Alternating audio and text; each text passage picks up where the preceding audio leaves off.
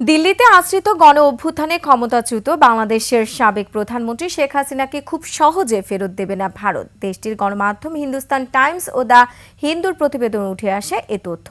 এতে বলা হয়, শুধুমাত্র নোট ভার্বাল যথেষ্ট মনে করছে না ভারত, তবে ভারতের মাটিতে বসে বাংলাদেশ নিয়ে শেখ হাসিনার বিবৃতি, বক্তব্য দুদেশের সম্পর্কে তিক্ততা বাড়াচ্ছে বলে উল্লেখ করা হয় প্রতিবেদনে। বিস্তারিত দুলি মল্লিকের ডেস্ক রিপোর্টে। ছাত্র জনতার গণ অভ্যুত্থানের মুখে ৫ আগস্ট দেশ ছেড়ে ভারতের দিল্লিতে আশ্রয় নেন বাংলাদেশের ক্ষমতাচ্যুত সাবেক প্রধানমন্ত্রী শেখ হাসিনা। অন্তর্বর্তী সরকার দায়িত্ব নেয়ার পর তার বিরুদ্ধে মানবতাবিরোধী অপরাধ ও গণহত্যার অভিযোগে মামলা হয়। পলাতক ঘোষণা করে জারি করা হয় গ্রেপ্তারি পরোয়ানাও।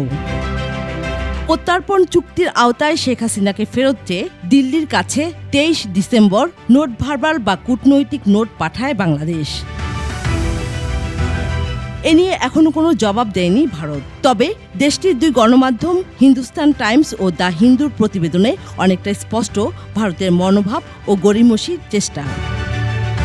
এতে বলা হয়, স্পর্শকাতর ইস্যুতে নোট ভার্বাল যথেষ্ট নয়, কূটনৈতিক বিনিময়ের সর্বনিম্ন স্তর এটি। ভারতের অভিযোগ, সব আনুষ্ঠানিকতা শেষ না করেই হাসিনাকে ফেরত চাইছে বাংলাদেশ।